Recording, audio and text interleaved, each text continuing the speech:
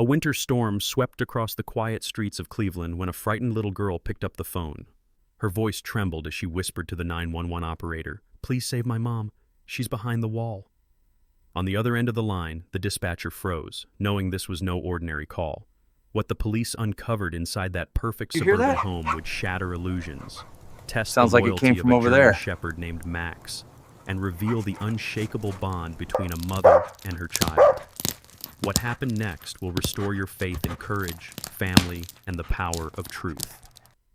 Before we begin, tell me where you're watching from. Drop your country in the comments so we can see how far this story travels. You And hear if you that? believe no voice, no matter how small, should ever Sounds be like it ignored, came from over hit there. that subscribe button, because what you're about to hear may change the way you see the world. Snow fell endlessly over Cleveland, Ohio on a January evening when the streets seemed to exhale silence. The city, usually alive with the hum of traffic, now slumbered under a thick quilt of white.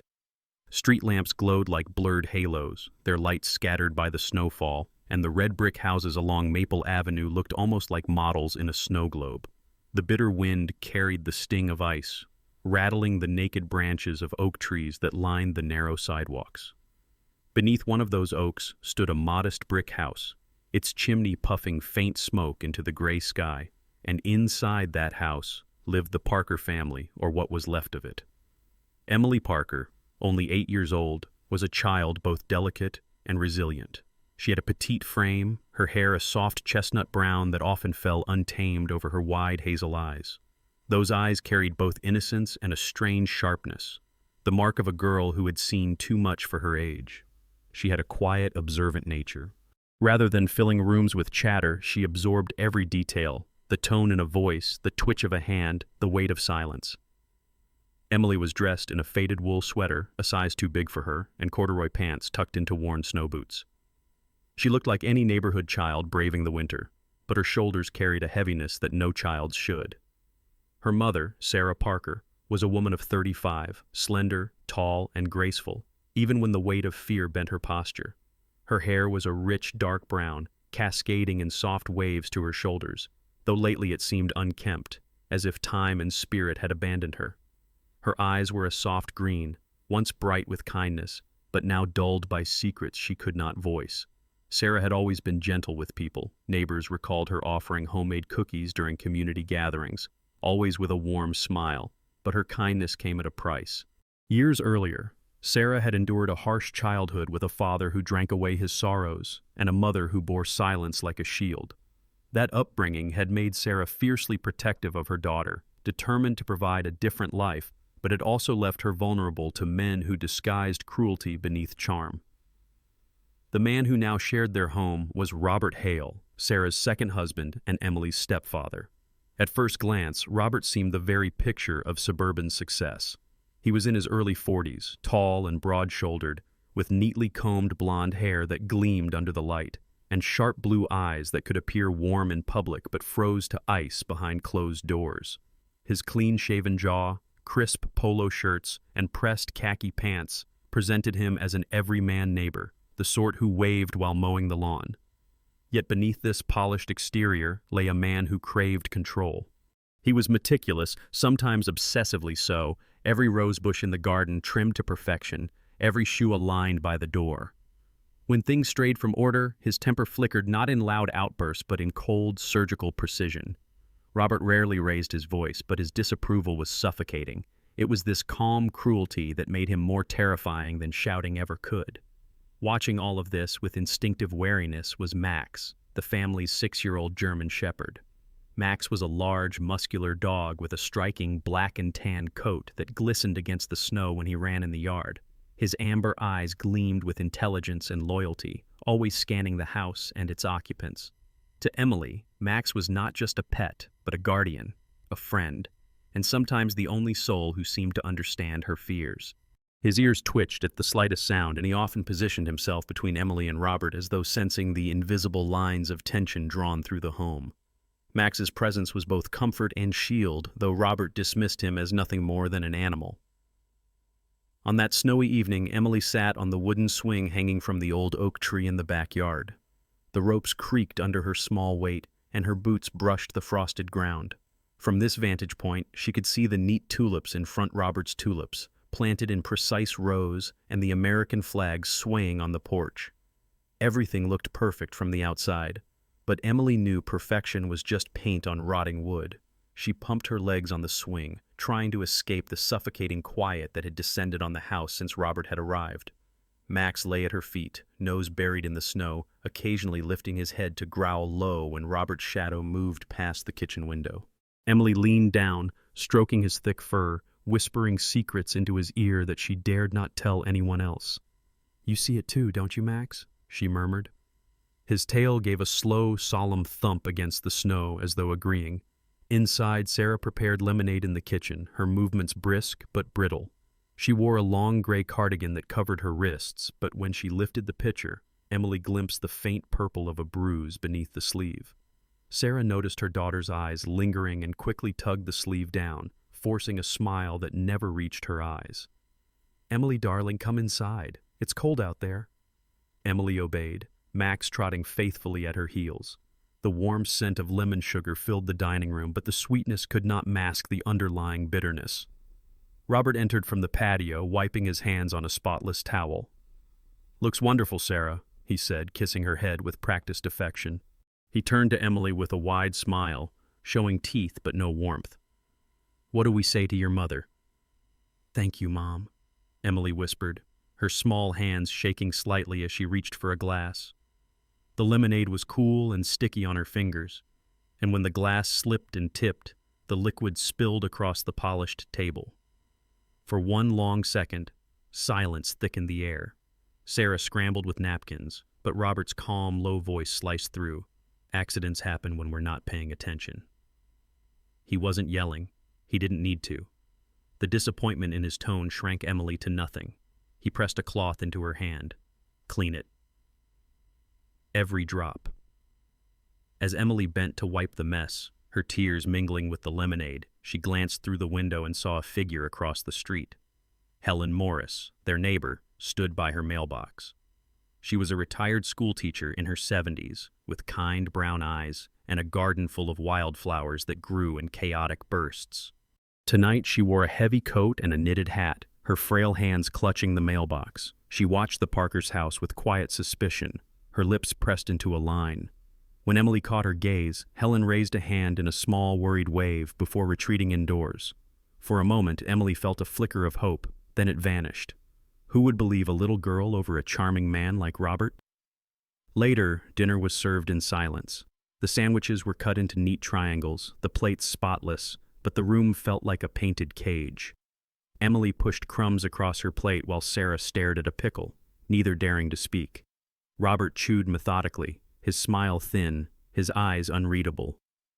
Max lay by the table, ears erect, his eyes locked on Robert, a quiet guardian waiting for the storm.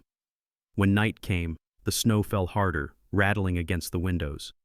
Emily lay in her bed upstairs, Max curled at her feet. She stared at the ceiling, listening to the creaks of the old house, her chest heavy with unspoken fears. She thought of her mother's bruises, Robert's cold smile, and Helen's worried eyes across the street. She wrapped her arms around Max, whispering into his fur, "We'll be okay, won't we?" His soft whine was the only answer. Outside, the perfect house stood silent under the snow, but inside, Emily knew the shadows were only beginning to grow darker. Snow continued to fall over Cleveland, covering the neighborhood in a heavy silence. By the second week of January, the Parker home looked like something from a postcard. Red brick walls capped with white drifts, wreaths of frost etching the window glass, and smoke curling softly from the chimney.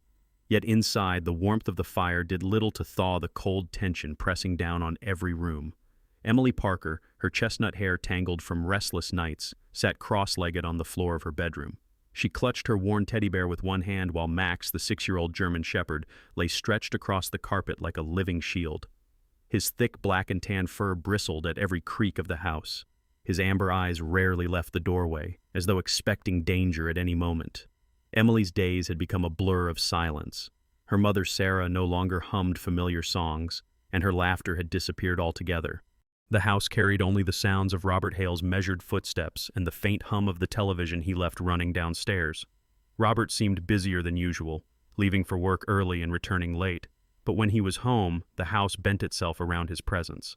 He was the sun around which every movement orbited, and his cold light froze more than it warmed. One evening, after Robert had stepped out into the snowy night muttering about a client dinner, Emily crept downstairs with Max. The fire in the hearth had burned low, throwing faint orange shadows against the freshly painted living room wall. She stood very still, listening. At first there was nothing. Then tap, tap, tap, pause, tap, tap, tap, her breath caught in her throat.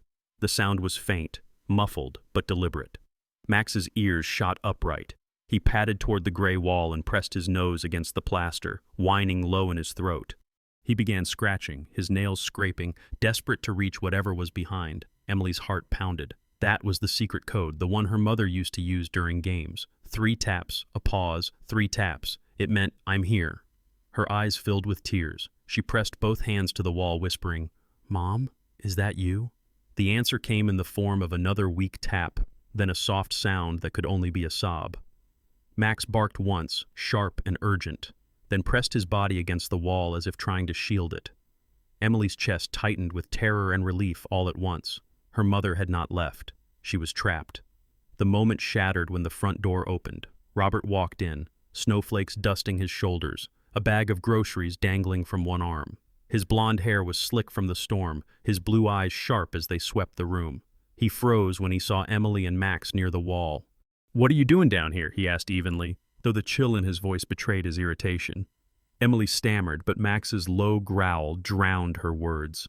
Robert's lips curved into a smile that never touched his eyes. He walked deliberately to the wall and ran his hand across it. "Fresh coat looks nice, doesn't it? Gray brightens the room. Your mother thought it was a good idea before she left." He glanced down at Emily, his gaze slicing like glass. "You remember, don't you? She left us. Adults sometimes do that." Emily shook her head, trembling. Robert crouched low, placing a hand heavy on her small shoulder. "Listen carefully," he said, voice soft but poisonous.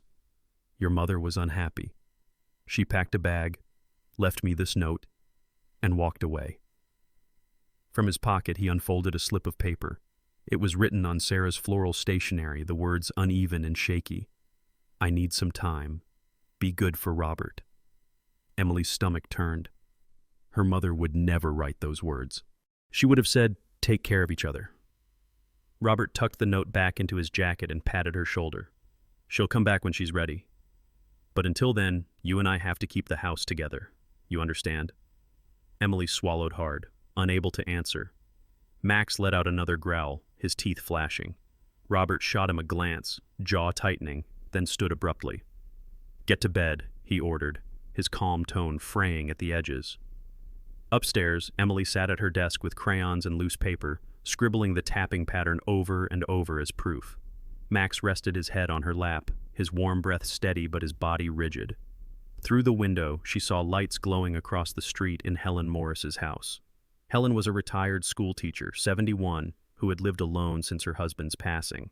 With her petite frame, snowy hair tucked beneath knit caps, and eyes that seemed to weigh the truth in every detail, she carried the air of someone who had spent her life watching children closely, never missing what others ignored.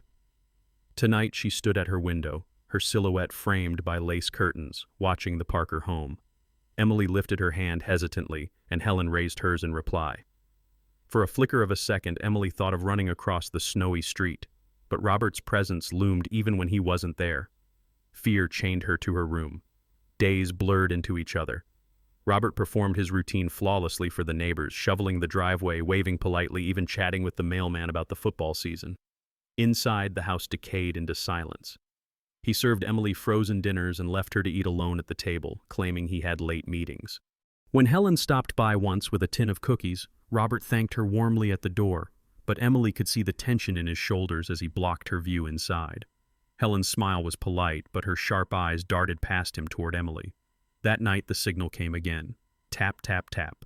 Max leapt to his feet, barking wildly, scratching at the wall until flakes of paint scattered onto the carpet. Emily clutched him tightly, whispering through tears, "I hear you, Mom. I won't let him hide you."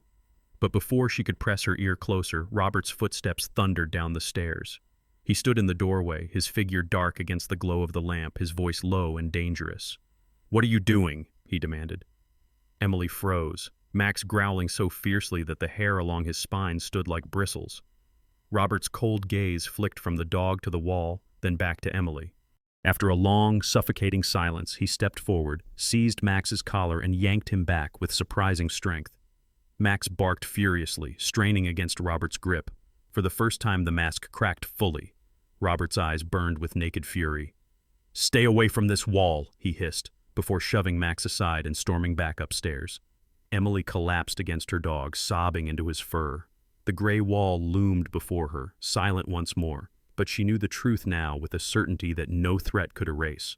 Her mother was alive. She was trapped.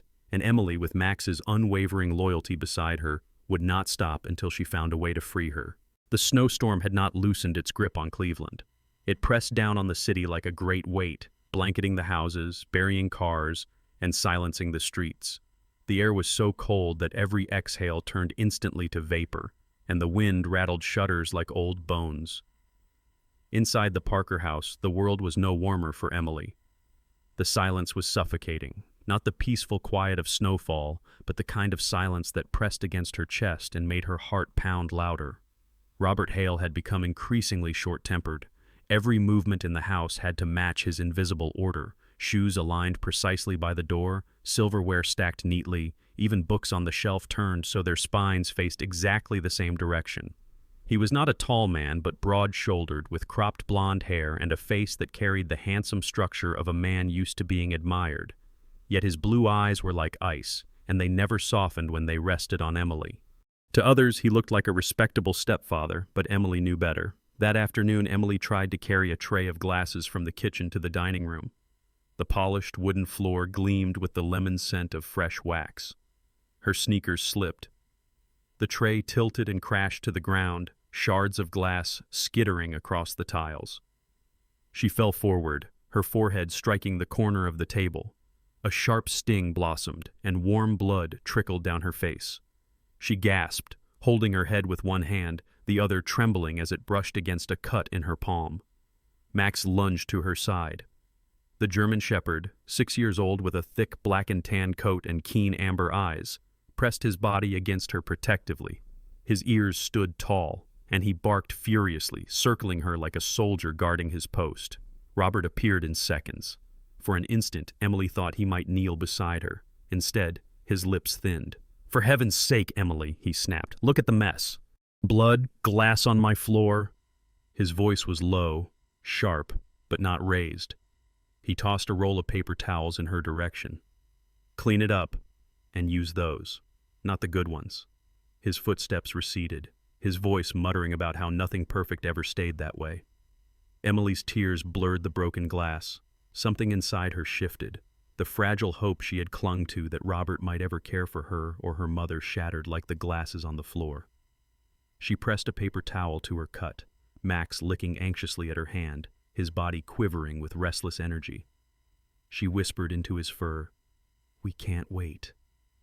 We have to do it now." The old beige landline phone hung in the kitchen, its cord slightly tangled. Emily reached for it, her hand still shaking. She remembered the safety assembly at school months ago.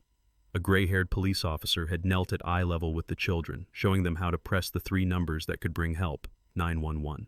Emily closed her eyes, inhaled, and pressed them.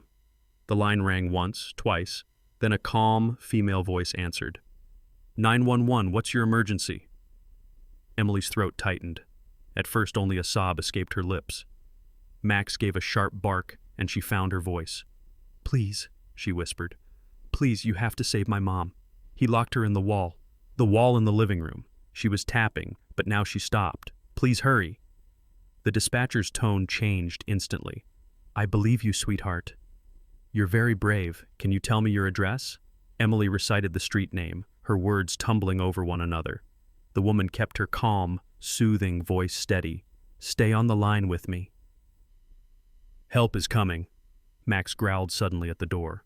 Emily froze, but then remembered Robert had left minutes earlier, muttering about beer from the corner store. That small window had been her only chance. Across the street, Helen Morris had been sitting in her armchair, a novel balanced on her knees, her glasses slipping down her nose. She was 71, short and slightly stooped, with soft gray curls and eyes that still carried the quick brightness of her younger years. She wore a thick knitted cardigan and had the patient manner of someone who had lived alone long enough to know every sound in her neighborhood.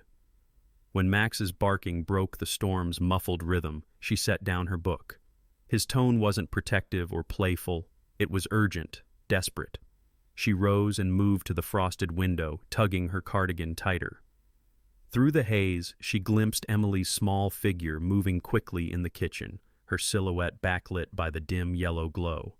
Helen's heart clenched. Something was terribly wrong. Moments later, the quiet street erupted with red and blue. A dark patrol car rolled into the driveway, lights flashing silently in the snow. Emily clutched the phone tighter.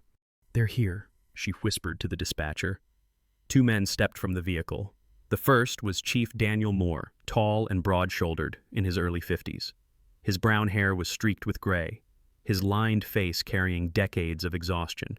Yet his eyes, warm brown beneath heavy brows, held patience and quiet resolve. He wore a heavy navy coat over his uniform and moved with the steady confidence of a man who had seen much but still chose to listen. Behind him was Officer Mark Evans, younger, in his early 30s, lean and quick. His dark hair was cropped close, his sharp jaw giving him a serious look that softened only in fleeting smiles. His gaze was alert, scanning the porch, the windows, the trembling figure of Emily behind the door. Emily fumbled with the deadbolt, standing on tiptoe to twist it. She opened the door, revealing her blood-stained forehead and wide, frightened eyes. Chief Moore's expression softened. He knelt, his voice gentle. "Hi there, I'm Chief Moore. Are you Emily?" She nodded quickly. "We got your call. You said your mom needs help. Can you tell us what's happening?" Before she could answer, headlights swung across the driveway. Robert's SUV pulled in, the engine growling. He stepped out with a grocery bag, his expression slipping from irritation to sudden concern. "Officers?" he said, his voice carrying a practiced alarm. "What's happening?" "Emily, what did you do?" He dropped the bag. A carton of milk split across the snow. Helen had stepped onto her porch by then, pulling her scarf around her neck, her phone clutched tightly in her hand. She watched every detail, her instincts telling her that Emily's desperate face was not lying. Emily trembled, her heart in her throat, but Chief Moore placed a steady hand on her shoulder, a quiet wall between her and Robert. Behind them, Max lowered his head and growled, a low rumble that carried more truth than any words. The storm roared on outside, but for Emily, the silence had already been broken. The living room of the Parker house glowed dimly under its yellow lamps. Snow pressed against the windows, muting the world outside into a muffled hush. But inside, tension crackled like fire on dry wood. Chief Moore stood tall, his broad frame filling the room, his eyes sharp as he scanned the details others might ignore. Beside him, Officer Evans shifted his weight, his gaze flitting between Emily's pale face and Robert Hale's theatrical worry. Robert's performance began immediately. He rubbed his hands together, his breath fogging in the cold draft from the open door. "Officers, I think there's been some misunderstanding," he said, his tone honeyed. "My wife Sarah, she left a week ago. Packed a bag, left a note. Emily hasn't been the same since. She's been imagining things. I've even spoken with a psychologist about her adjustment." His blue eyes softened with fake sorrow as he looked at Emily. "Isn't that right, sweetheart?" Emily shrank back, clutching Max's thick fur. The German shepherd stood at her side, his black and tan coat bristling, a low growl humming in his chest. His amber eyes didn't waver from Robert, his body angled protectively in front of Emily. Chief Moore knelt slightly, his voice calm but edged with intent. "Emily," he said, "you pointed to a wall when you called. Can you show me again?" Emily lifted a trembling hand toward the large gray wall beside the fireplace. Her voice cracked, but her words were steady. "She's in there. My mom." She tapped our code. 3 taps. Robert chuckled, the sound brittle. "You see? It's the imagination of a child who misses her mother. I painted that wall myself just last weekend. Fresh coat, clean finish, nothing unusual." He gestured toward it with exaggerated casualness. Officer Evans crossed his arms, stepping closer to the wall. He ran his hand over the smooth paint, his trained eyes narrowing. Then he crouched low, his flashlight sweeping along the baseboard. He stopped. "Chief," he said quietly. Moore joined him. There, nearly hidden in the shadow of the trim, was a faint horizontal scratch. Barely visible, but once seen, impossible to unsee. Moore tapped it gently with his gloved finger. The sound was slightly off, not the dull thud of solid plaster, but something thinner, hollow. He rose slowly, his expression cooling into professional steel. "Mr. Hale," Moore said, "we'll need to take a closer look at this wall." Robert's mask slipped, his smile tightening. "Closer look? On what grounds? You don't have a warrant. This is my home. You can't just tear into it because a child says she hears ghosts." Helen Morris had stepped across the snowy street, her scarf wrapped snugly around her throat. She was not one to interfere lightly, but her instincts had pushed her forward. She stopped just outside the open doorway, her breath puffing in small clouds. "Officers," she called softly, her voice steady despite the cold. "If you need a witness to this child's fear, I'll gladly provide one. I've seen the bruises, I've heard the shouting at night." Robert whipped around, his face darkening, but Chief Moore didn't flinch. "Thank you, ma'am," Moore said, nodding. "We may ask for your statement shortly." Robert ran a hand through his blonde hair, the motion no longer polished but agitated. "This is harassment. You're destroying my life over a tantrum." Max barked suddenly, sharp and insistent, his hackles rising. He pawed at the base of the wall, claws scraping audibly. Emily's eyes widened, her small hand gripping Chief Moore's sleeve. "She's there." Max hears her too. Moore's jaw tightened. "Evans, get the toolkit from the car." While Evans stepped outside, Robert's protests grew louder, his voice strained. "This is absurd. I'll call my lawyer. You'll regret this intrusion." His words tumbled into legal jargon and threats, but Moore kept his eyes on the wall. He crouched again, listening.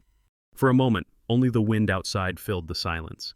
Then, faint but real, came a weak scratch, a muffled sound that froze the room. Moore stood abruptly. "That's enough. We're opening it." Evans returned, carrying a small metal case. He set it on the coffee table, flipping it open to reveal pry bars and scrapers. Moore selected a wide, flat blade, pressed it against the paint near the scratch, and pushed. A curl of gray paint peeled away, falling to the carpet like ash. Beneath it was stark white primer, uneven in places, as if someone had rushed.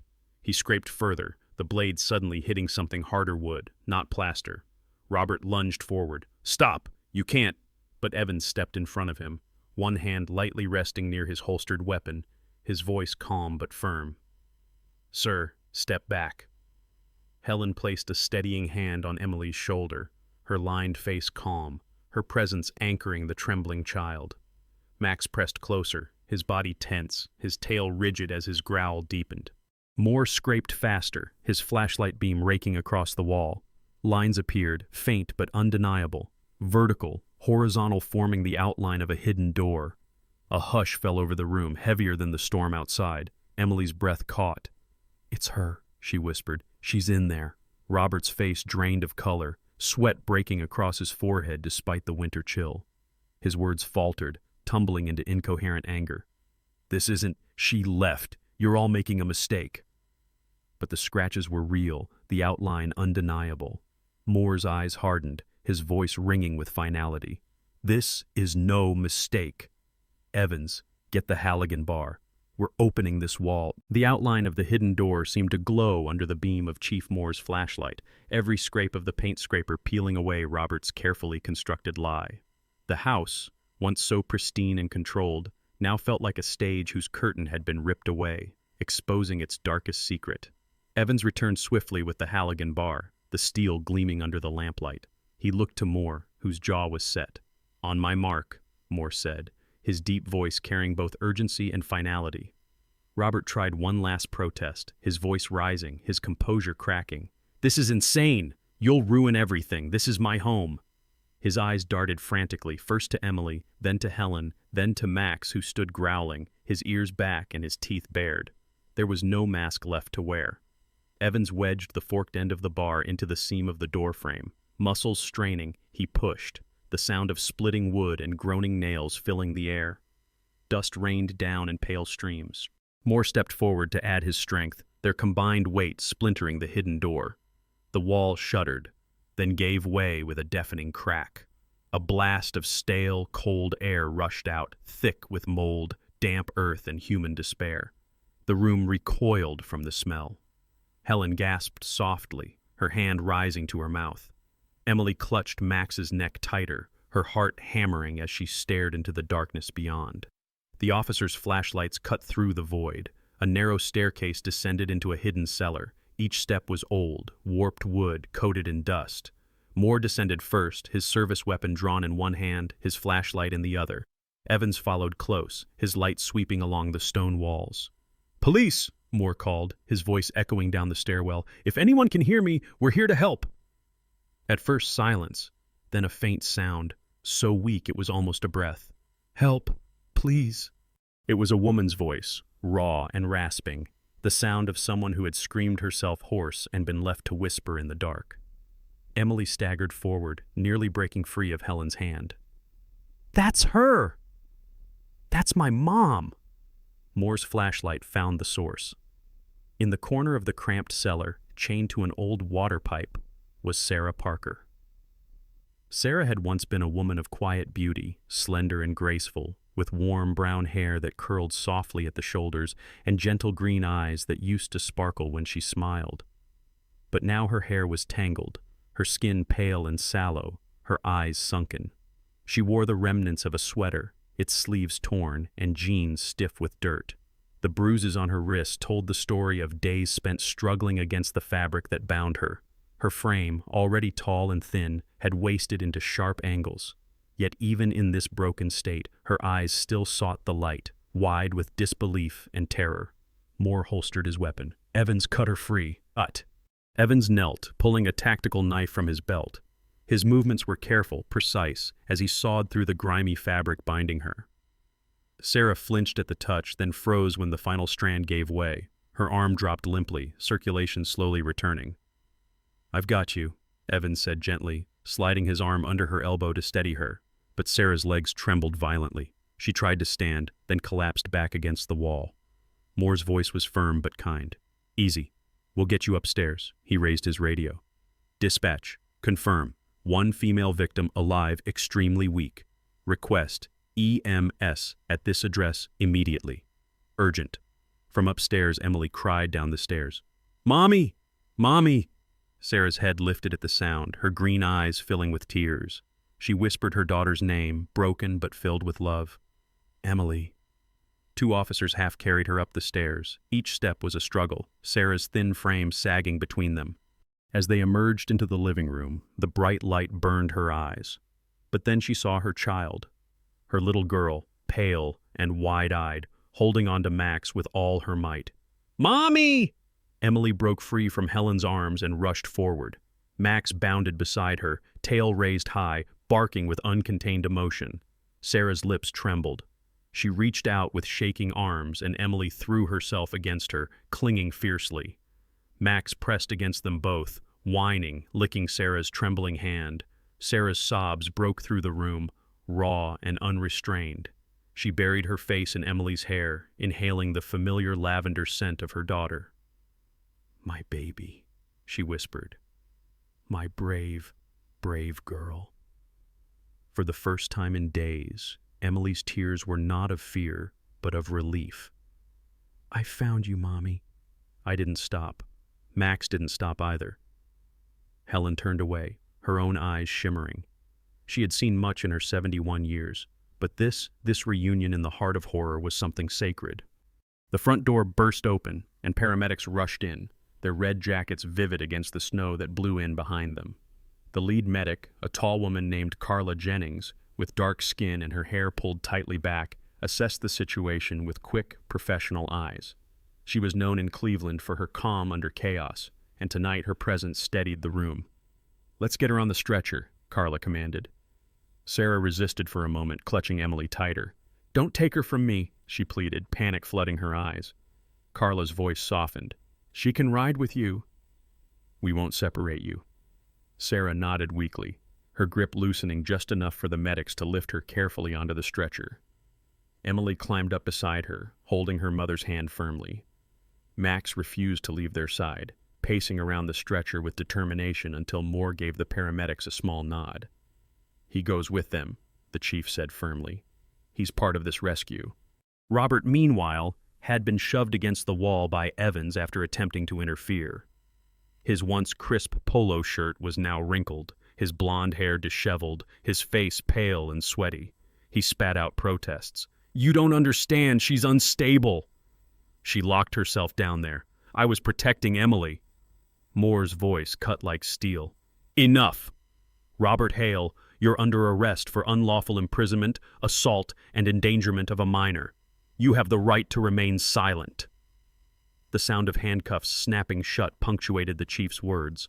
Robert's eyes darted wildly, searching for sympathy, but none came. His neighbors had gathered outside in the snow, their faces etched with shock and disgust as Evans marched him toward the patrol car. Helen stepped closer to Moore, her voice steady despite her trembling hands. "If Sarah needs help navigating what comes next, I'll stand by her. I can provide legal counsel. No one should face this alone," Moore nodded with gratitude. "She'll need someone like you." As the stretcher was wheeled into the ambulance, Emily sat clutching her mother's fragile hand.